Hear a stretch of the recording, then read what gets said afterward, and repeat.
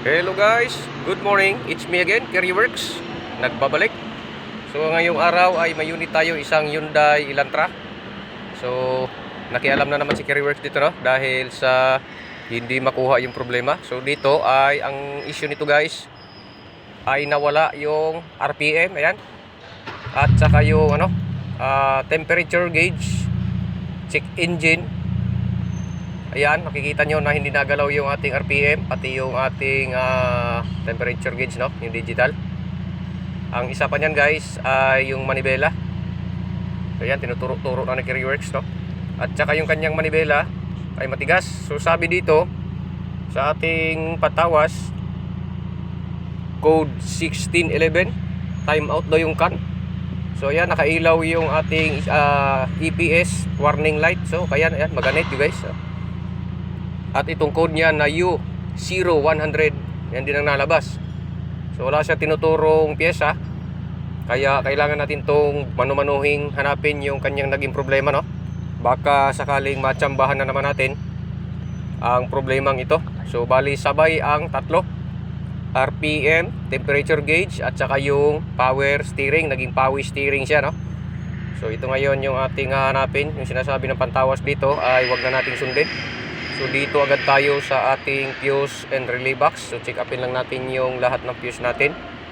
Kailangan natin masiguro kung nandito ba talaga yung naging problema. At para naman tuloy-tuloy yung ating pagtotroubleshoot ay ubusin na natin check upin lahat. Wala tayong ititira dyan ni isa. Pati sa loob na fuse ay kailangan natin tingnan, no? So yung mga ground naman, yung mga negative na naka-attach sa body ay na-check na natin. So wala naman naging problema. So dito tayo guys, to sa loob, yung fuse box ng internal, no? So kailangan natin tignan yan bago tayo umusad sa kabilang pwesto. Kailangan natin masiguro na buo yung fuse at walang putol. So dito guys ay makikita nyo na merong isang matamlay na ilaw dyan, no? Yung fuse na 7.5 ay napakatamlay ng ilaw. So ikukumpara natin dito sa kabila, ayan, makikita nyo na malakas yung ilaw, no? Yung kabila lang sadya ang matamlay. Pero yan guys ay normal. So, walang problema yan, oh. Kasi galing ECU signal yan eh. So dito tayo.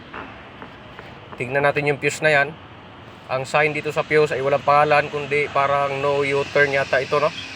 Ayan, makikita nyo guys na naka-arrow na nakabilog. So parang no U-turn, ano? So doon pa lang ay nagduda na agad tayo kung ano ang naging problema.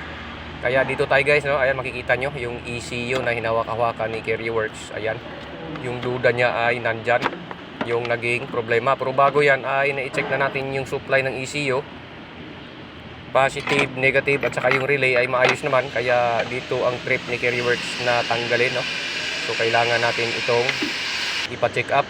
Dahil sa may napapansin tayo dito na parang may korosyon. 3 pin ang may korosyon nito guys, no?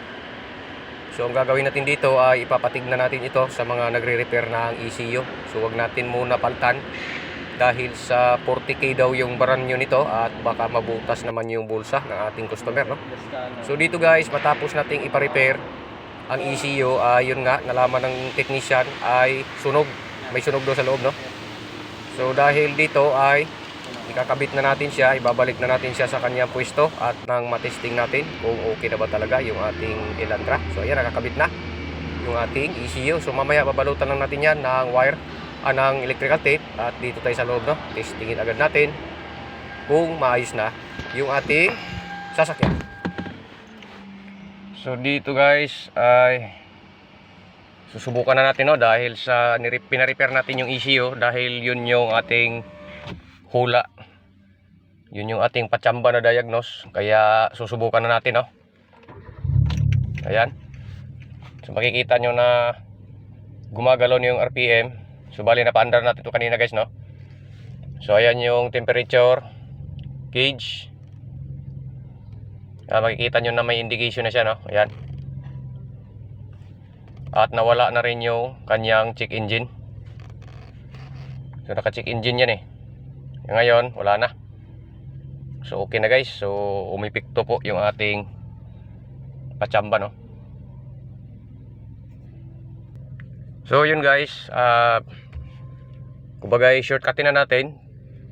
Pag kayo naka-encounter ng ganito, Hyundai Elantra Accent pag nagsabay po ang RPM, temperature gauge, at saka yung naninigas yung manibela, ay alam nyo na guys, no? So, pero check nyo pa rin yung mga fuses, kasi yun naman yung basic talaga na procedure, no? Pero ang dulo talaga ay yung ating ECU, no? Kung Electronic Control Unit or ECM. So yun guys, at ito lang muna yung masishare natin ngayon. So salamat pong muli sa inyong panonood. Muli po, inyong lingkod, Kerryworks.